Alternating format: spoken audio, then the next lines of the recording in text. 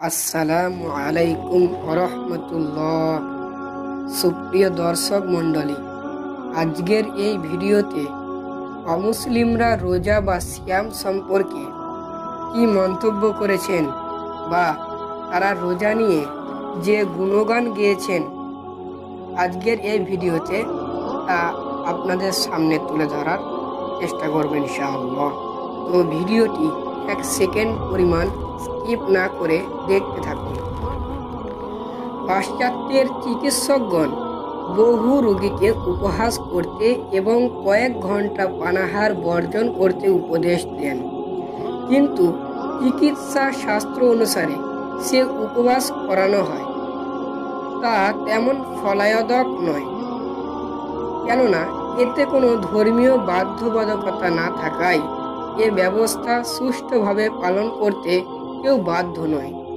কিন্তু কোনো মুসলমান রোগীর যখন উপবাসের প্রয়োজন হয় এবং সে শরীয়ত বিধান অনুসারে রোজা রেখে এ প্রয়োজন পূর্ণ করে, তাহলে এ উপবাস হবে পূর্ণাঙ্গ ও নিয়মানুগ। এছাড়া সে এর দ্বারা যথেষ্ট সুফল লাভ করতে পারে। প্রাচ্য ও পাশ্চাত্যের অমুসলিম মনীষী ও চিকিৎসা বিজ্ঞানীগণও ইসলামী রোজার উপকারিতার কথা অকুণ্ঠ চিত্তে স্বীকার করেছেন। জার্মানি ডাক্তার লিউফার্ড বলেছেন, মুসলমানরা যে রোজা রেখে থাকে তা চিকিৎসা বিজ্ঞানের বিধানসম্মত এবং দেহের পক্ষেও অতিশয় হিতকর। লন্ডনের ডাক্তার FM গ্রিমি বলেছেন, ইসলামী রোজা দেহ ও আত্মার প্রাণ মানুষের স্বাস্থ্যের ওপর এর প্রভাব বেশ স্থায়ী হয় এবং এর ফলে দেহের প্রধান প্রধান অঙ্গগুলির ক্লান্তি বৃদ্ধি পায় এবং সেগুলি শক্তিশালী হয়। গ্রিসের ডক্টর মেকারিয়াস বলেন, রোজা দ্বারা সমস্ত দেহ পবিত্র হয় এবং দেহের অঙ্গ প্রত্যঙ্গগুলি বিরাম নেওয়ার অবকাশ পায়, যার ফলে সেগুলির কাজ দেহের থেকে দ্রুততম ও সুষ্ঠু হয়। প্যারিসের ডক্টর লুইস ডি ফ্রন্ট বলেন, রোজার দ্বারা মানবদেহ বলিষ্ঠ হয়।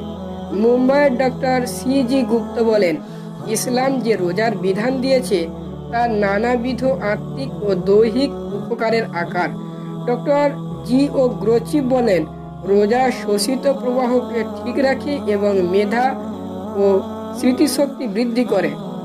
ডক্টর মাইকেল বলেছেন, রোজা রাখলে চিত্ত বিক্ষিপ্ত হতে পারে না, কুপ্রবৃত্তগুলি অবনমিত হয়, মনের কলুষতা দূর হয় এবং অবিবাহিত জীবন নিরাপদে অতিবাহিত হয়। আরও বলেন ডক্টর ফ্রয়েড বলেন, রোজা মানুষের পাপ ও অপরাধ প্রবণতাকে নিয়ন্ত্রণ করে এবং চিন্তা ভাবনাকে কলুষিত হতে দেয় না। ডক্টর স্যামুয়েল আলেকজান্ডার বলেন, রোজা মানসিক রোগের প্রতিষেধক, তা আত্মাকে নির্মল ও পবিত্র রাখে। ডক্টর ক্লাইভ বলেছেন, রোজা রাখলে কয়েক প্রকার ব্যাধি বিদূরিত হয়, বিশেষত কফজনিত রোগগুলি। ডক্টর জোসেফ বলেন, রোজার দ্বারা মানুষের ভিতর ও বাইরের সব গ্লানি ও কলুষতা দূর হয়, এটি মানসিক ও দৈহিক রোগ সমূহের প্রতিষেধক। ডক্টর হেনরি এডওয়ার্ড বলেন, রোজা অন্তরে তৈরি করে শান্তি, ধৈর্য ও স্বস্তি। এর দ্বারা সহনশীলতা বাড়ে এবং কষ্ট সহ্য করার অভ্যাস গড়ে ওঠে। ডক্টর এমারসন বলেন, অনশনের উৎকৃষ্ট পন্থা হচ্ছে রোজা, যা ইসলাম ধর্মাবলম্বীগণ রেখে থাকে।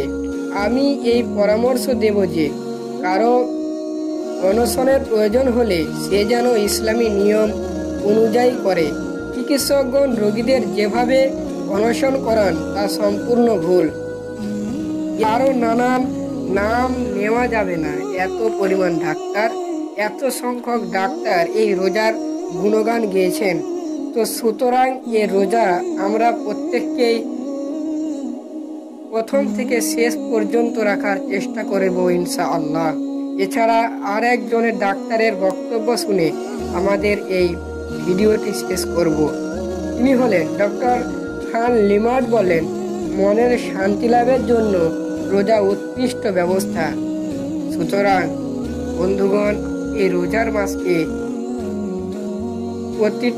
রোজার মাসের প্রতিটি সেকেন্ডকে মূল্য দিই।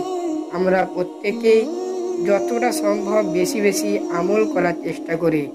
তাই এই ভিডিওটি যাতে অন্যজনও দেখতে পারে তার জন্য ভিডিওটি শেয়ার করে দিন, এবং চ্যানেলে নতুন হলে অবশ্যই সাবস্ক্রাইব করবেন।